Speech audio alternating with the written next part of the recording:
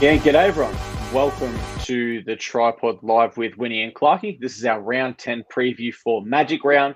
We've got a TryPod event on this weekend with Winny and a couple of the guys at Suncorp, which is going to be magic. It's going to be a great round of footy. Before we get to all that and look at all the games, let me welcome in my co-host Winny, as usual. Mate, how are you going?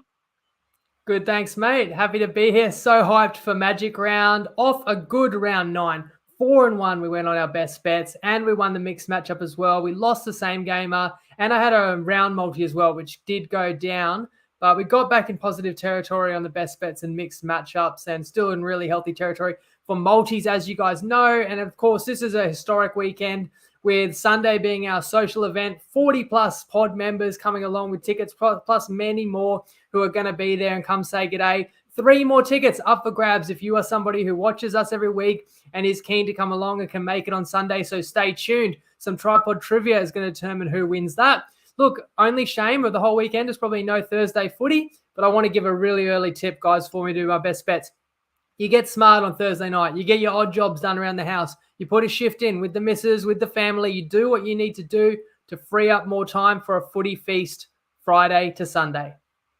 Mate, the only better tip I've got than that is not to freeze and stare at the camera for 30 seconds when it's time to go to the best bets, like I did in our round 8 preview, I think it was. But with that, let's move on to our best bets. It is one of everyone's favorite segments that's here on the show. It is available to sponsor right now if you guys are interested in that. Anyone out there that's watching right now, you can email trypodbetting@gmail.com. But with that, let me hand it over to you, and let's roll back the curtains and hear all of our best bets for Magic Round. Well, after 5 last week, just a pair that I really liked this week. And funnily enough, they're both on the Friday night. So I'm taking the Raiders straight out of the gate, minus 3.5, $1.86 on Sportsbet. It's also 3.5 double and better against the Bulldogs. This is just the stronger side for me across the park that I expect wins the game. It's a low line. If I had any concerns about the Raiders, they were answered last week. They were not perfect. But just the emotion that I saw during and after the game and the performance of Whiten, I think the squad is galvanized to make the best they possibly can being together for the rest of the year. And you can get a lot out of scraping a narrow victory, which, of course, the Raiders did in Golden Point. And then straight after that, I'm laying the lumber with the Broncos minus 10.5, which is on better as well as dabble. Look, it's quite simple. A good team off a bad loss because Brisbane lost by 30 points last week. They were smashed, but they remain at home. The crowd's going to be into it because I think they're going to have a successful night. And you get back Payne Haas, back Ezra Mann, while Manly are without Gerbo and are we sure Turbo's in? I think Brisbane would love to stick it to Siebes. Those are my 2 best bets. What do you think? Man, I don't want to give away too much, but I have some stats coming into this a little bit later that'll really sort of favour both of those tips, actually. So let's start with the first one. It's the Bulldogs versus the Raiders, sorry. For the Doggies, Burns is out, so Jacob Carraz comes in, and Max King's named to return early. For the Raiders, Xavier Savage returns. He's on the wing. That means Albert Hopewadi drops out. Arta Mariota is back in the side. Corey Harawira-Naera is out. The line is set at -4.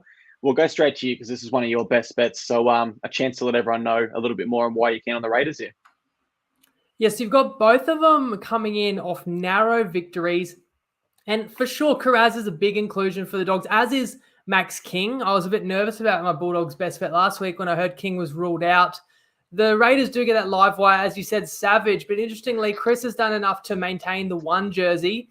And if I do have a concern about this best bet, it is going to be Chris's work cut out for him under some of Burton's bombs. But that's always, something you're worried about when you bet against the Bulldogs. However, I like Canberra, as I said before. I believe they're the stronger side despite the inclusions. In fact, I think Canberra's basically full strength at this point in the season. And had they blown that 18-point lead last week, I don't know how they would have handled it. But because they did manage to gut it out, and because we've seen like Whiten in tears, we've seen Sticky in tears, like, look, this Raiders team's not going to go too far, but can they push to the finals and could they do something? Don't write them off because I think we haven't seen a lot of games with Whiten and Fogarty playing together in the halves since he was acquired from your Titans. And they scored 31 points on the weekend. And I think that halves combo will be the difference again in this one. And, on the ladder, these 2 teams, I believe, both have 4 wins. The truth of the matter is the Dogs have been on the right side of the ledger in quite a few narrow games that have gone their way, whereas the Raiders have had just as many narrow defeats. So I'm comfortable, neutral venue, superior side, -3.5. Yeah, I've gone the Raiders here as well. I think they were really disappointing way back in round 5 against the Panthers. Since that game, they've really found their groove. They're on a 3-game win streak, I believe, with a bye tied in there as well. Both sides had a pretty tough game last round. Raiders went into extra time. Doggies scraped away with a 2-point victory. I think if two sides are a little bit fatigued, Ricky Stewart's more so a coach that can get his side up again. We've seen him do it with the Raiders for a number of years, but also the style that Ricky Stewart coaches. It's get into the grind and it's keep fighting until the final bell goes. And whether you win by 50 or you win by 1, he's a happy coach like we saw last weekend. And I think that style actually hurts the Dogs' chances because they're not going to be able to get a win like they did over the Dragons against the Raiders. They'll fall straight into that game plan and the Raiders will get them, in my opinion. The Bulldogs have never won at Magic Round before. So that's a horrible stat there for them. Raiders have won their last 6 games in a row against the Doggies. Dogs have not won at Suncorp since 2015, 8-year losing streak there. So yeah, all the stats go the way of the Raiders here. I'll say 1-12, but maybe I'm giving the Doggies a bit too much respect there. You could almost just as easily tip this one to be a 13+ Raiders victory. And if it's close as well, Winnie, if this one is a close one like both sides had last year, Raiders actually have the highest goal kicking in the comp right now at 90%. Now, Bulldogs are only a little bit behind that, but that was largely because Kyle Flanagan was at 100%. He's not on their side. So it's a close one. Goal kicking goes the way of the Raiders. Form goes the way of the Raiders, and the stats certainly go the way of the Raiders. So I got to go on right there. Then we move on to... And Tom comments that the Dogs might be weak gutted on Friday, so you've got to favour Sticky's man against any weak gutted Dogs. Mate, you do. And I was about to say, then we move on to the Friday night games, but that's wrong because we don't have a Thursday night one. So this is the second game on Friday. It's the Broncos versus the Seagulls. The line is set at double digits, -10.5 in the Broncos' favour. I think this is a key part of it. Jake Trbojevic is out for the Manly Seagulls. They are boosted by Brad Parker and Tolutau Kola, both returning in the centres, but the Broncos are equally boosted with the return of Ezra Mam and, more importantly, Payne Haas. Seagulls lose one of their most crucial players and Broncos regain one, Winnie. It's fairly easy to see why you've gone a best bet here, but a chance to go one further. Yeah, and I think everyone knows how good Brisbane are this season. So I liked playing them early before everyone kind of caught up to that. And then, as people would know, I've been against them the last 3 weeks. It didn't go that well, though last week we're absolutely on the right side there, as Lee is definitely on the drink early. At least speaking for myself there, I think he's got some blurred vision. But I like to take a team laying a large line when they're off a shocking performance. And, I mean, Brisbane was outscored 32 straight points unanswered after scoring the opening try last week. So you don't get a more humbling defeat than that. And it's easy to see where they will improve, as you mentioned. Specifically pointed out that they were really going to miss Haas and Mam. So you bring them straight back in, especially Haas coming in off suspension. So you know he's fit and firing, ready to go. I mean, this game was 38-0 last year at Magic Round, and Turbo did play. And I'm going to ask the same questions. I'm not convinced whether Turbo's even in last week. You know that I went against Manly and I said I would be shocked if he played and that they should have an eye on this game. But if I'm being brutally honest, I don't think Manly wins this game even with Turbo. So it's almost smarter to hold him out again. I know teams don't really think that way, but then you've got his brother who certainly is out. And that's not good news when you need to tighten up the middle against Brisbane. Souths were able to win that matchup because that's a real strength of Souths with their middle forward rotation. But how's Manly going to hold up against Brisbane, who gets back Payne Haas? I'm not confident Manly will be able to stop the churn and the momentum that Brisbane's going to create in the middle of the field. And then, Carrigan offloads off the back of that, which then just opens everything up for the outside backs. And again, we've talked about Brisbane having a pretty charmed draw this season, and that continues with a designated Manly home game that, make no mistake, is obviously in front of a very partisan crowd who I said before is going to have plenty to cheer for and would love to serve a healthy victory up to Seabold, I believe. I can see a comment here from John Nimmo saying graphic wrong. I hope not. For those that are tracking, I actually joked with Winnie in the background before we came live about what will happen if I get one wrong again. Manly are a side, though, Winnie, that I've struggled to get a read on all the way back to the off-season. My first ladder prediction, I had them at 13th. I thought they really struggled this year because of their middle depth. And I thought if they started to get a few injuries, they might come undone there.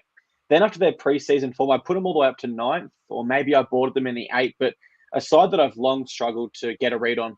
But you go to the stats here, and they've lost their last 4 games straight without Jake Trbojevic because he's just so important to their middle. That's not up for debate. With Payne Haas back, he is more than important, than ever. I say it again, with Payne Haas back, I'm going to go the Broncos. Absolutely lock them in. I wouldn't be sure. I think that 10.5 line's quite attractive, if I'm absolutely honest. With Payne Haas back, it's awesome. The Broncos are a different side with him, and I think we're really going to see that this week. 13 plus Broncos, and I think this is a game where you can go multiple ways with same game multis as well. Garrick has 5 tries in his last 5 games at Suncorp, Winnie. Cobbo's got 13 in his last 12 there. And we do have a better same game multi for this one. We're still cooking it up at the moment, guys. It will be available tomorrow. But we've had some great results on the same game multis so far this year. The sign-up link is in our description if you want to go ahead and prepare now while we're live. And if you do want to check out more better content, you can check out their work with the Fox League Lab on their YouTube channel. That's a tongue twister that almost gets me every time. But just remember to keep it real and ask yourself, what are you really gambling with? For free and confidential advice, call the number or visit the website on screen now. And it's also in the description of this podcast if you are listening at a later time. Yes, you guys know that I like the Broncos, so I will tie that thinking into a juicy same game multi. We've hit multiple winners this year and actually changed the pace. But speaking of hitting juicy winners this season, it hasn't just been restricted to NRL. I want people to cast their minds back 7 weeks, and I'm going to give you a bonus little flashback because we've got some good news today. And I know you're pretty much about to wrap the show. I did share a tip in the group. I'm just going to throw it out there. If you follow NBA, I picked Joel Embiid, $3.25 to win the MVP. It's a fun award to bet on, and there's only about 15 games left in the NBA season. Check the reasoning, check the group. If you like that, I reckon he wins it. There you go, and he won today pretty convincingly. Not everyone was necessarily happy. Any voting award, that's how it goes. But anyone who jumped on that tip was happy just in time for Magic Round. Yeah, you could see the Joker fans' tears in all the comment sections when Joel Embiid won. Reminder for this one as well, Jesse Arthurs will be my take on Toppy try scorer. So stay tuned for that as well. That'll come out as a best bet on the post. In the group and on my page after this as well. Yeah, well, we can say that's top of the market price, just a flat $2. I mean, you can find him in $60s, $70s, $80s, and $90s where you look, but you can't find him $2 or above anywhere, except for on Toppy in about the next hour. And the beauty of your take on Toppy, you can even build that into a same gamer. So you think Brisbane wins, tie that into Jesse Arthurs. You got a winger on a double-digit favourite, and you're looking at $2.40 plus odds. I mean, it's a safe one, but I like that one this week, Clarkey. Yeah, I expect Broncos to score, and I kind of took a leaf out of your book. The last few weeks, Sevo and Alex Johnston for our better same-game multis were more favoured to score, but we went the way of Dunster, eventually ruled out, and Tane Milne the other. You're a good chance to score anytime you're on the wing and in a side that can score points like the Broncos can, I believe. Then it's the Warriors and the Panthers. The line for this one is set at minus 10.5 also in the Panthers' favour. The Warriors are boosted by the returns of Chance Nickel-Klukstar and Tohu Harris. But for the Panthers, they've got a big inclusion as well. James Fisher-Harris is back. They average 136 more metres as a team with him in there. Massive for their middle. And Spencer Laniu, he's named in reserves. Might return, might not. Winnie, double-digit line. You seeing it this way, or you convinced the Warriors this year? I can make a case in either direction. I think 3 times this year I've said, beware Penrith off a loss. You don't want to play Penrith after they've lost, and you don't want to bet against Penrith after a loss. Except last week they were off a loss and they lost. So does that mean they're even more dangerous because now they're off back-to-back losses, which we can't say about Penrith all too often? In fact, New Zealand also come into this one attempting to avoid 3 straight defeats. And on the New Zealand front, Nickel-Klukstar back is big because Egan was a late inclusion last week. So now you're getting the spine back together. Tohu Harris is named, but it's problematic with him. Whether he's fighting fit, I certainly hope he is. They're going to need it because on the other side of it, you mentioned another fierce Kiwi enforcer in the Vicious Fish. And then Leniu, who was a late withdrawal last week, might play this week if he's right to go. But all in all, this Warriors squad are pretty legit this year. Legit kind of finals threat, despite losing the last couple of games. 10.5 is generous line, and Penrith's still not full strength. Put Lenu to the side. You still got no Liam Martin. Tungo's not there. Peachy's in the halves. I could definitely see New Zealand making a game of this. I know that they've always got great representation in the crowd in Brisbane, and I think all the neutrals will cheer for the Warriors as well as wanting it to be an entertaining game. Just the way I see it, I could see it being really back and forth, and I could see New Zealand mixing it up with the Panthers, maybe even for 60 or 70 minutes. But the way that the Panthers play and the patience they play with and the kicking game of Cleary and the physicality, they wear you down and they can often crack you and break you apart in the last 10. And that's where a close game can still turn into a wider margin. And so it's very hard to predict, what might happen in those final few minutes under fatigue. And you might have a game right. It might be really competitive, in which case you'd love the plus 10.5. You still might not win. And that's why I understand why you make the line what it is, because I know Penrith will make this trip with a full determination and focus and probably with a nasty attitude and might take their frustrations out on New Zealand. So I'm leaving it alone. I'd love to see the Warriors make a great game of this for the crowd, though. I completely agree. That line is right in a nasty spot where it's too difficult to go either way. I've looked back at the Panthers in the last 3 years, and realistically, how many times have they lost twice and had to respond? This might be the first, maybe one other time, but nothing comes to our mind. They've just been so dominant. Probably not in the last 3 years, unless there was. So. Unless, I'm even thinking Origin period. I know they've had a loss here or there, and I know they had a few injuries and they cruised towards the end of the year because they were topped by that much. But I can't think of them losing back-to-back games. No, it's such a rarity that it's really hard to sit here and say, oh, they'll respond so well, or we know they respond poorly. We don't know how they're going to respond. And Tohu Harris, I've still got concerns there. Last time he was named 3 times before eventually making his return, and there was a stat going around that he makes up something like 30 missed tackles in the middle for them each game. So without him, that's 30 tackles that the Warriors are going to miss on average. This is a tough one, really, really tough one. After the Panthers 1 point loss to the Knights, I remember I sat here on the recap show and I said, well, they didn't lose, but they're going to learn from this and it's going to be a positive for them. But since that, they've then gone on to lose to the Rabbitohs and the Tigers. So I definitely got that one wrong. And I do wonder where the Panthers' head is at, as I was touching on there. For the Warriors, they've played a really healthy brand of style of rugby league this year. They've been awesome, but scoring 0 last week. How bad does that dent their confidence? So there are some question marks over the Warriors as well. What I will say is it's not the same Warriors side. This is absolutely not the same Warriors side from previous years. This is a side that, they've shown in the Sharks game and in others this year that they are prepared to fight for the full 80 minutes. But I'm going to go safe. I'm going to tip Panthers. I'm not going to give a tip for that line. Panthers have won their last 6 straight over the Warriors. The Warriors only have 1 win in their last 6 games at Suncorp. If you're looking for a value, anytime try scorer potential option, Chancellor Klukstar, he's got 6 tries in his last 6 against the Panthers.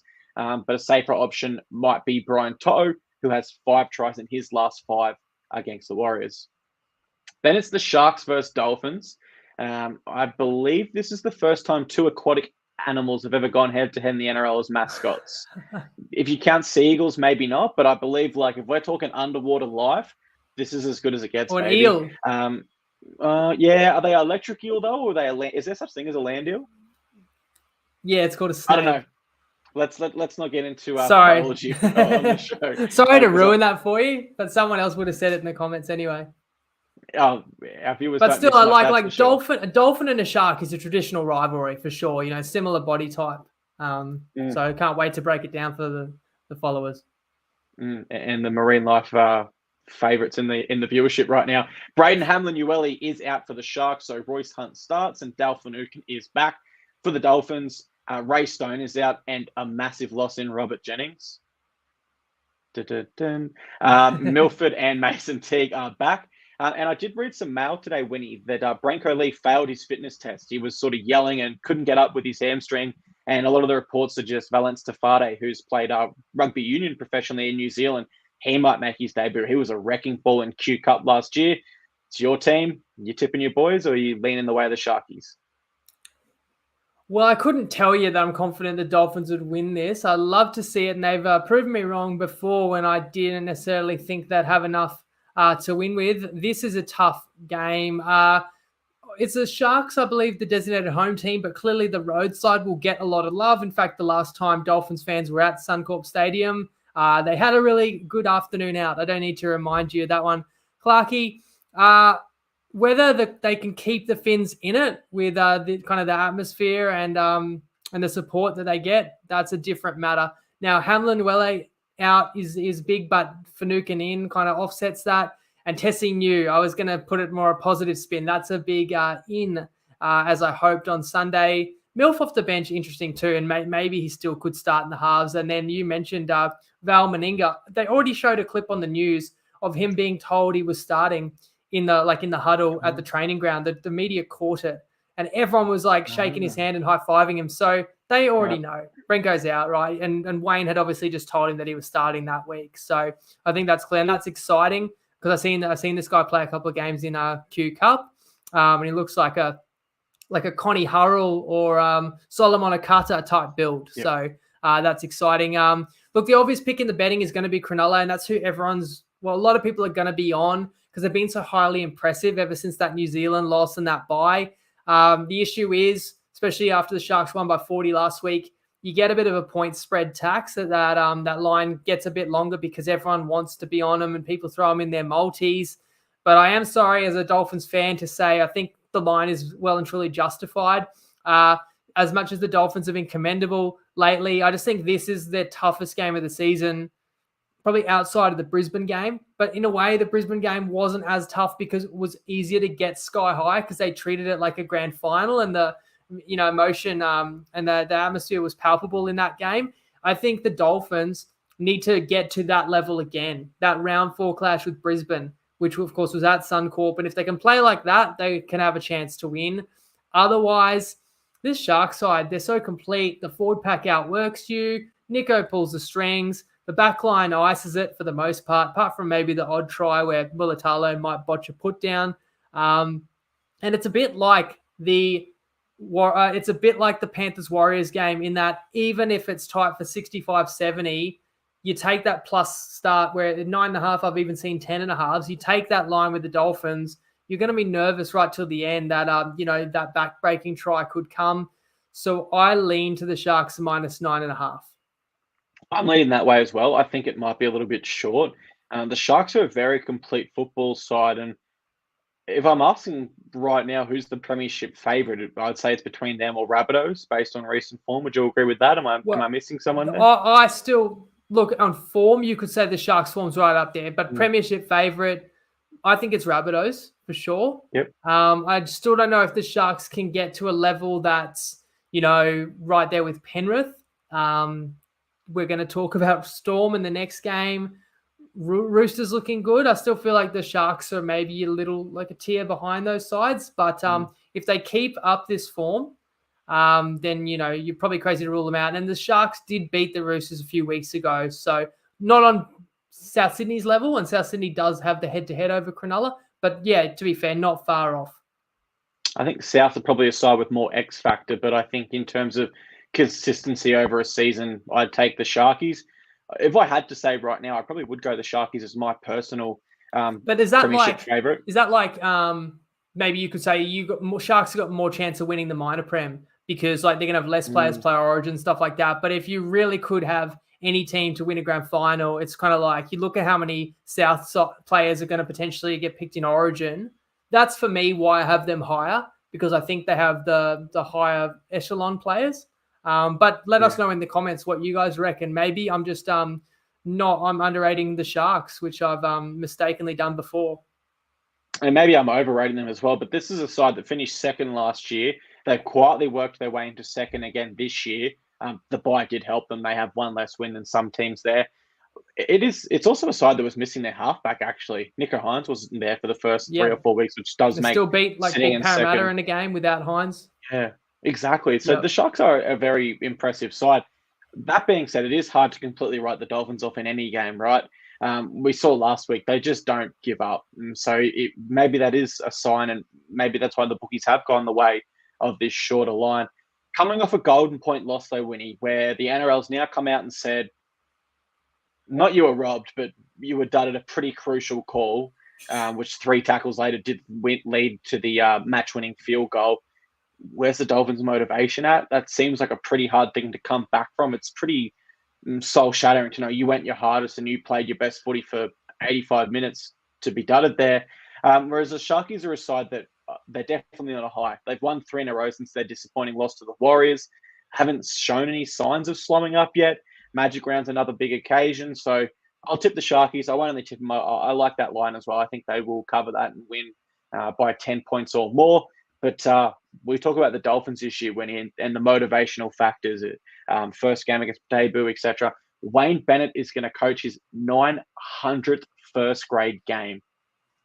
If you're an Omen better or a Dolphins fan, maybe there's something there for you, because that is a remarkable achievement. 900 first grade games coached.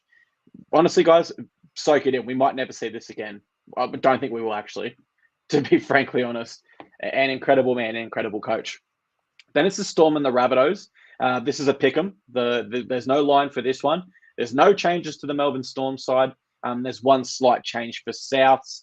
Davey Mawali drops out for Liam Knight, who made his return from pretty nasty ACL injury last week in New South Wales Cup. You just spoke up the Bunnies pretty highly there. Is it safe for me to guess that they're your tip in this one? Slight tip, yeah. Not quite a best bet. I did consider them. There was a few games I got close to, so I'll let you guys know. And Sharks was one, the previous. Souths, in fact, I like Souths a bit, so I will tell you now that's going to tie into the mixed matchup, which I've got to share after I talk about this game. But firstly, what a ripper. Someone commented before, could be game of the season.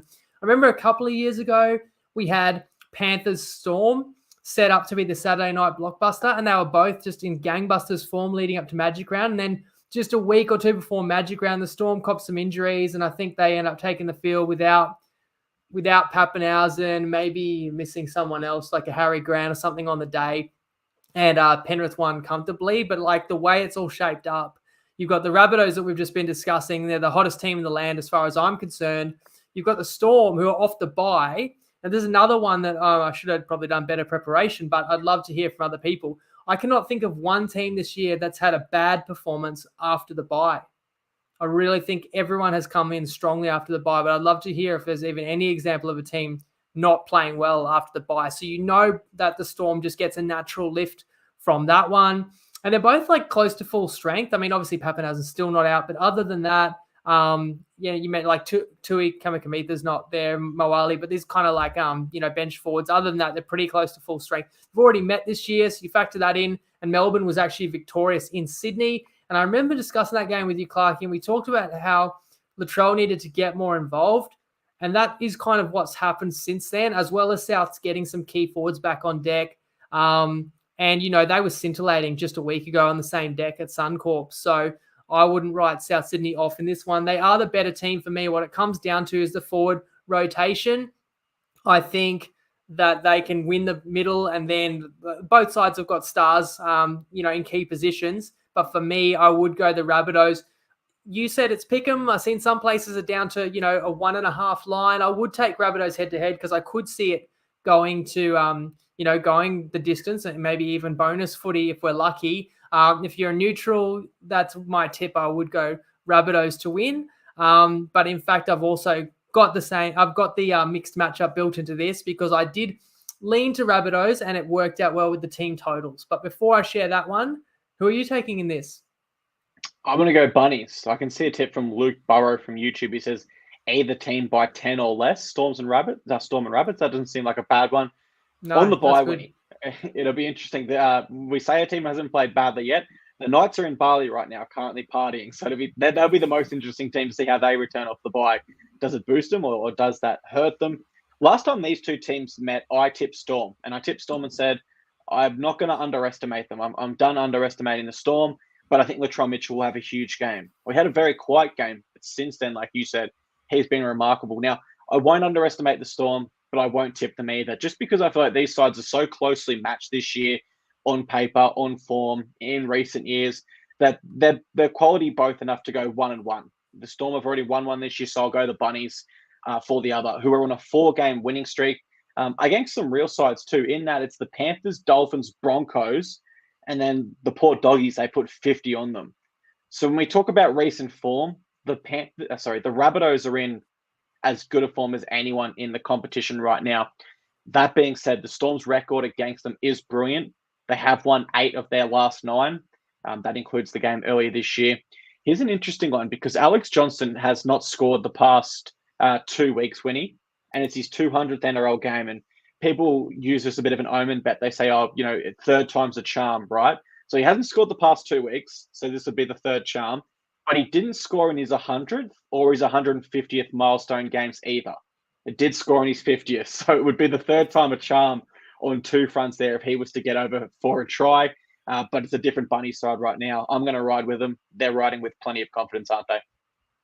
Yeah, they are. And I like the fact that you say they're likely to split the season series because I think revenge factor is a real thing as well. When you can look at how a team beat you last time and you can somewhat, game plan to mitigate what they did to you last time, you're certainly not going to be caught unaware. So, look, as Melbourne off the bye are going to be prepared. They're a Craig Bellamy coach side. So, look, I don't want to take much away from Melbourne. It's a low total game.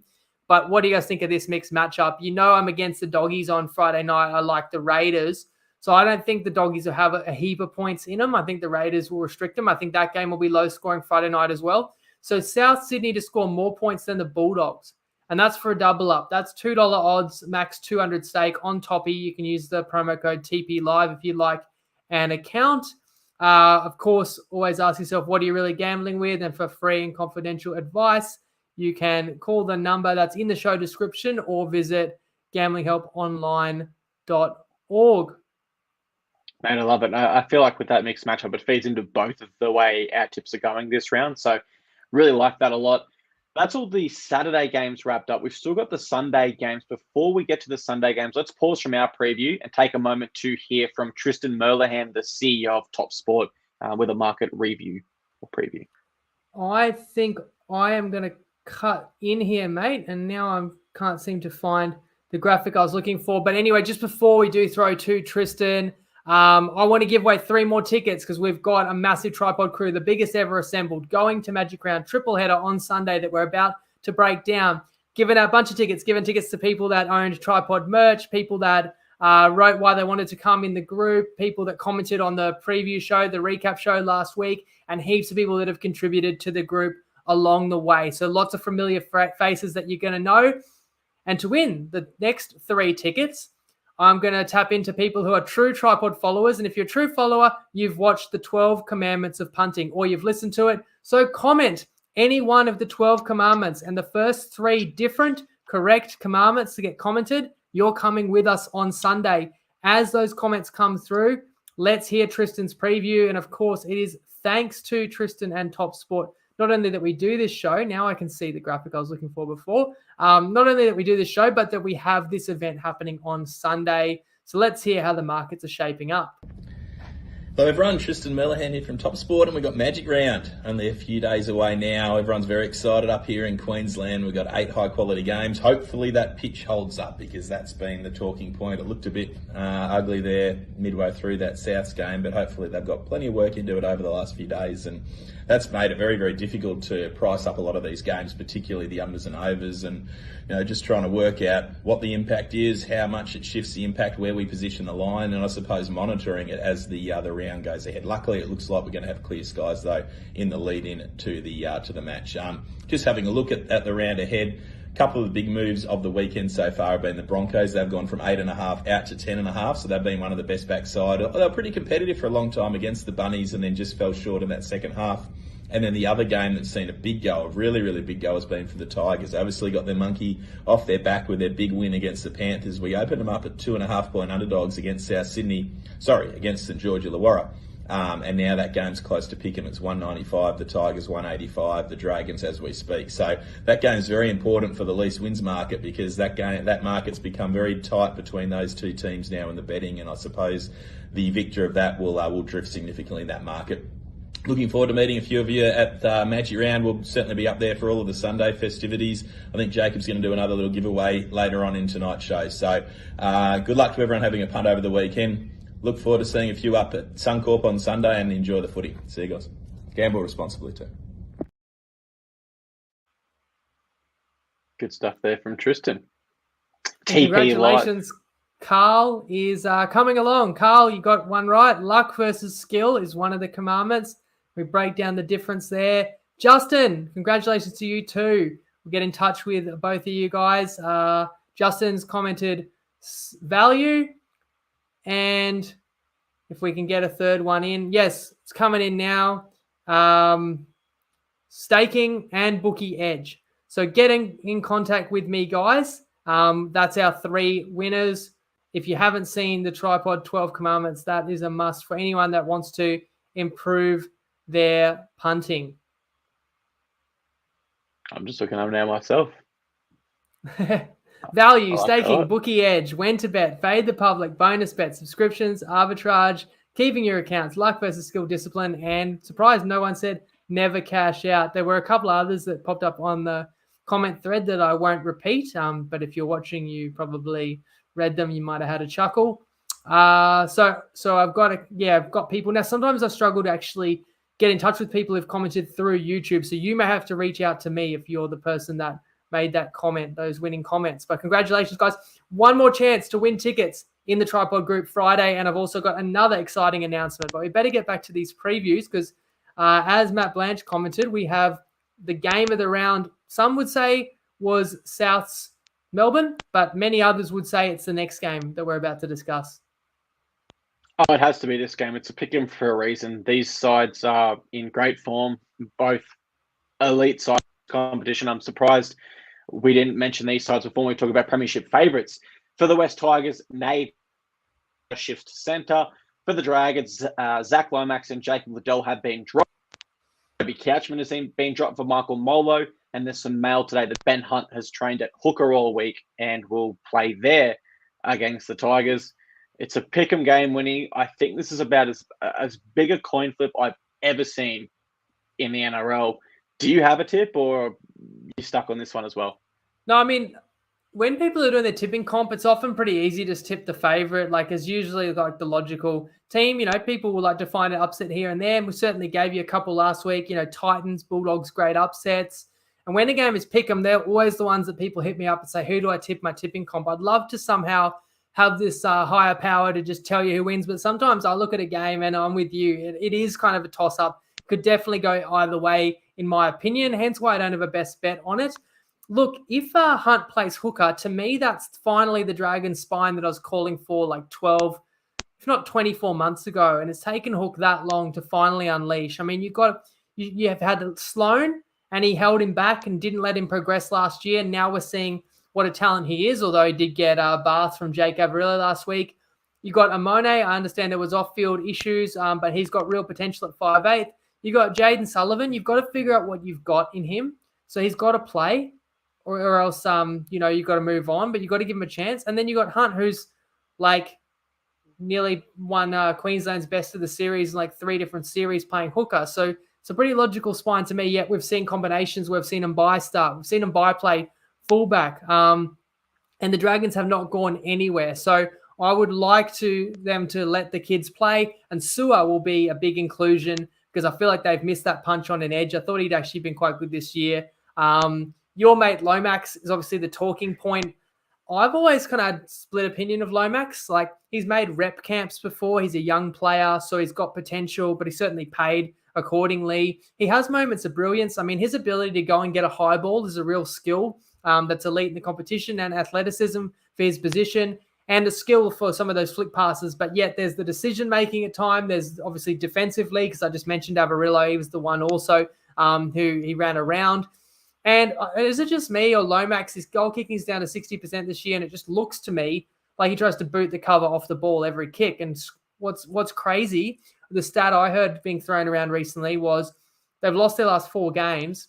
Had they won their last 4, they would be equal top of the ladder. And you might say, well, yeah, had they won their last 4, but they actually scored equal or more tries than their opponent in every game of the last 4. So they've actually been thereabouts, but that doesn't make you feel any better, I don't think, as a Dragons fan. Whereas Tigers fans are feeling good. And what you sometimes get when a team snaps a long losing streak is you get a jolt of energy, you get positivity at training, and sometimes that losing streak theory that when that's broken, the team can actually ride a bit of a wave. So I think the Tigers could put in a really good performance again this weekend.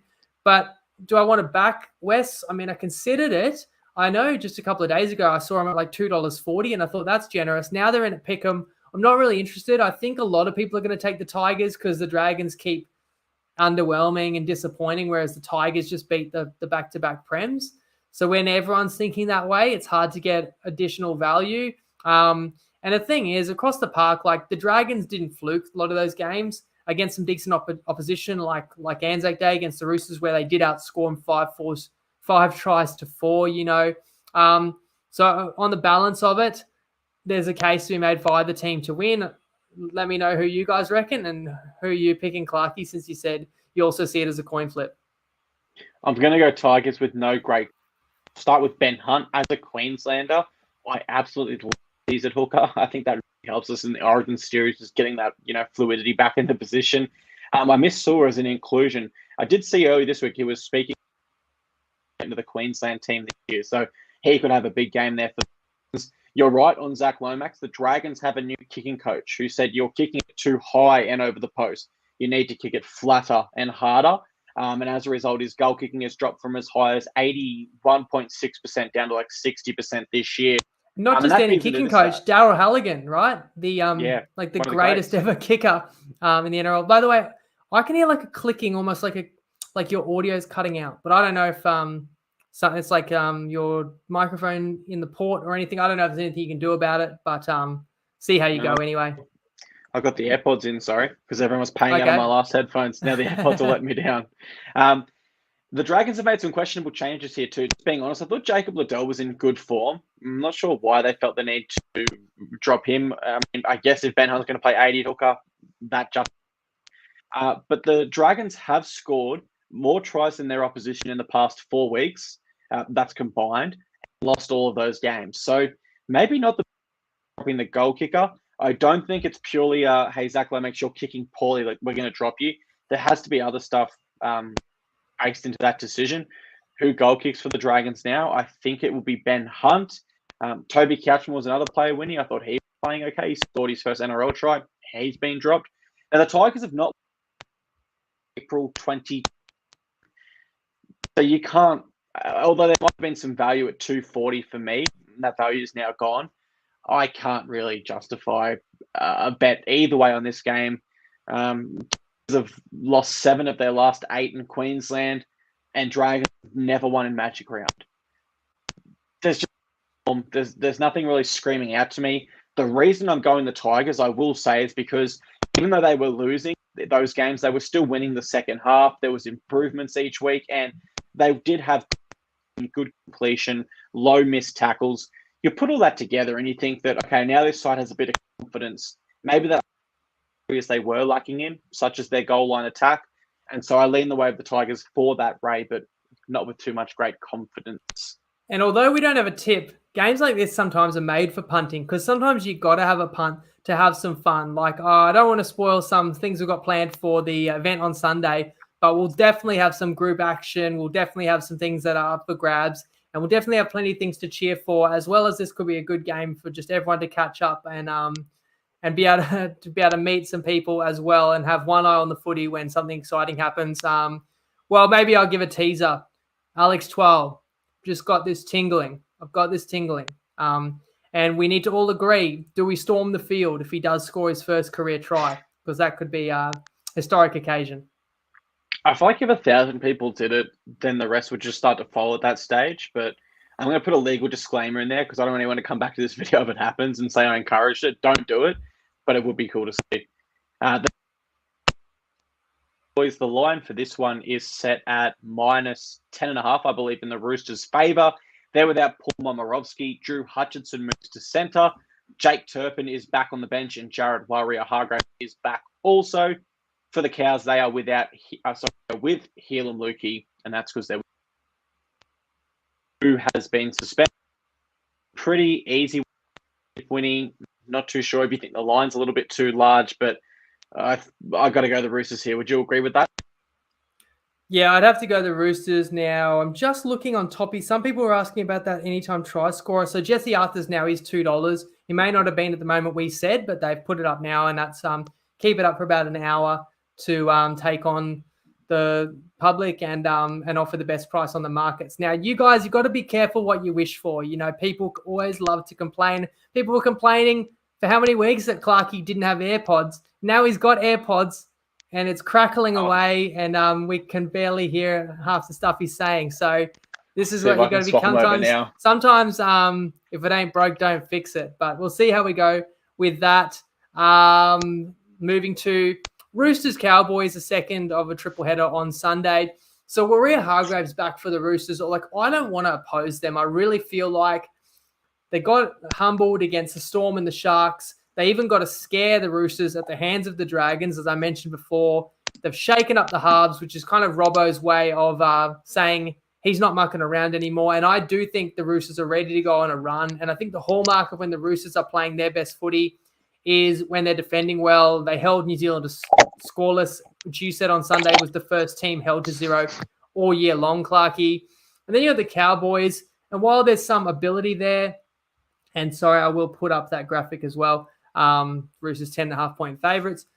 They're a bit of a mess, aren't they? I mean, you get blown out by 40 in the Paul Green Tribute Cup, you know, like, and you lose another rep player in Nane, and I know Lukey back will help, and I know it's a decent line for a side that, you know, came third last year, but I'm obviously reevaluating my opinion of the Cowboys. They're not as good as I thought. They're not as good as any of us expected, and when you look at their roster, you know, you used to look at it and go, geez, that's a complete 17. But some of those star players, if they're not playing their best, then the players around them don't look so good. I mean, how good is Jake Granville? I mean, it's unbelievable that in the space of 12 months, he started at fullback and at prop. Like, he's incredibly versatile. But how good is he? Tanoa Brown, Cohen Hess, Chad Townsend, Peter Hiku. I feel like those names resonated last year. You looked at them and they were all playing, you know, career best form, but now they're not. I just don't know how many of those guys walk into other first grade squads, you know, like, and therefore right now in form, not many. So therefore the Cowboys are below average team. You know, they kind of look that way, in which case I wouldn't take the plus 10.5 because I don't see a lot of weaknesses on the Roosters front. I think the fact that they've reintegrated Tupanua and Crichton, as I've said, but then you got the form of the Butcher brothers and the middle forwards, especially with Rhea Hargraves back. Look as strong as anyone. If there's a weakness in this Roosters side, a bit thin on outside backs. Daniel Tupou's out, so kind of like your centers and wings. And obviously Momirovski was the latest casualty. Drew Hutchison's going to play out there. Maybe that's a weakness. But the Cowboys are going to need to show so much improvement to make this a good game, and I don't have the confidence in it. So I left this alone with a lean to the Roosters. I'll just do a mic test before I go. Am I all good? Sound crystal clear, mate. All right, well, we switch back to the old school setup. We'll never use the Missus' AirPods again. Mine seemed to work fine last week, but alas, DJ Clarkey is back with the Call of Duty Warzone headphones. I will just let people know quickly before we go on. I ranked third in Australia for wins on Apex Legend wearing this very headset. So, and I had the best ratio in the world of games played to win. So put some respect on my name. I don't want to see no slander about these headphones no more, guys. I won't have it. But yeah, I'm actually really keen on the Roosters here, Winnie. Like, really keen. My tip of the round, if I had to say, would be the Roosters. Or even though I wish it was 9.5, I'll still play 10.5, but 9.5 is just a little bit more comfortable for me because 11 is such a strange score that as soon as you put up 10.5, for me, you're more or less saying it's 2 converted tries. So I'm not sure if it works out that way in the punting world, but that's how I view it anyway. Now, I don't care if this is a low-scoring game, high-scoring, it rains, sunshine, played on Mars. The Roosters will win this game. I hope that doesn't come back to bite me because that'll make a great sound clip if it does. But how can you tip the Cowboys? Let's be honest. Playing last week in honor of their late inaugural premiership-winning coach that I believe some of them might have played for, you can't tip them. You can't. They have not been themselves at all this year. Their wins haven't really been impressive, I'm being absolutely honest. I know that might sound salty because one of those wins was against my Titans. Fair play to them. Well done. But yeah, they haven't impressed me in some of their other wins this year. They kind of scraped those wins by. They are low on confidence. I've got the Roosters 200% here. I think they're pretty high on confidence, playing some great footy. They have won their past 5 games in a row against the Cowboys, and the Roosters are also undefeated at Magic Round. They've never lost. So yeah, Roosters for me all the way. We close Just out. got to go back to a comment from Keegan. He said, "If 12 to score, you're pulling Land eel." So that could stick now. The invention of the land eel, which is I already think has got a double entendre euphemism there. So this is the kind of good gear that you get tuning into the TryPod Live, where anything can happen, and we could say literally anything. Mate, if the Eels want to rebrand, I'll do a rebrand. The logo can be Keegan with his land eel in hand into the word Eels. I don't know. Keegan, DM me after this. Let's chat. So it's my boys, the mighty Gold Coast Titans, up against the Parramatta Eels. The line is set at -300 in the Titans' favour. No, I'm just joking. I don't think it's that at all. I think it's -6.5 in the Eels' favour. For us, we've got Jaden Campbell at fullback. That's because AJ Brimson is out and Cruz Leeming returns off the bench. For Eels, they're not mucking around. Their mid-season recruit, Andrew Davey, slots straight back into their side, and that pushes Cardi to the bench. -7.5, if you will, on the Eels for the line in this one. They've got a pretty good record over the Titans in recent games, Winnie. I think you're going to go there with your tip. Am I right in that?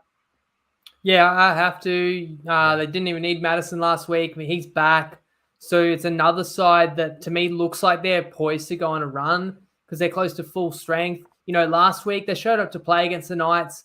But the thing that I really noticed, which was brutal for me watching it, because I had a first half best bet in the Knights, although it was a relatively painless death because it was over pretty quickly. But you could really tell the Eels sensed blood in the water. They realized the Knights were off the boil, and they just made them pay and pulled them apart. And the only thing the Eels did wrong was muff a couple of finishes of some line breaks there, where I think they had 5 first half tries, could have been 9 realistically. So I think that they're a dangerous outfit, these land Eels, and especially because they had a tough start to the year, that they can't be complacent, can't muck around. They want to stack some wins. So it's a really tough ask for you in this one. And they're off a long prep as well. And you got AJ Brimson out, who's, one of your best players. Foreign named. Like, I'm sorry to say this, but because I was on the Titans last week, I do get frustrated. It's not his fault, but he gets hurt nearly every game. Yeah.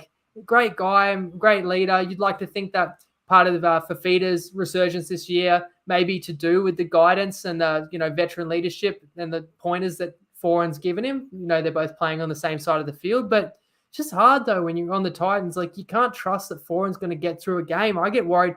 There's one time where he just ran the ball, and I was just going, pass it, because if he gets tackled to get injured, and sure enough he did, and he was limping after that. But the forward pack's not a weakness. That they've been going great guns, as I just mentioned, for Fafita, but others as well in the Origin mix. However, you're meeting strength meets strength with Parramatta, who also have a really strong forward pack with rep players there. And then the difference is the quality that Parramatta has in their other key positions, particularly the spine, which I think has to be the difference in this game. And I do think, sorry to say, Clarkey, that Parramatta wins, and I was really close to laying that 6.5. If that line was even a flat 6 or a 5.5, I'd probably had to have made that a best bet. Yeah, I'll be honest. I'm tipping the Titans purely out of loyalty, but I think even -7.5 for the Eels is good value against us with more changes to our side. The interesting thing with Foreign was when he actually played the whole season last year at Manly, every single game, and I just knew as a Titans fan that's bad news, and that there was some injuries around the corner. Great time to sign a new contract. Yeah, and we kind of looked at Foreign, as I think we were saying together at Suncorp, we kind of looked at him as our Lord and Savior. Everything will be fixed with Foreign, with an experienced playmaker.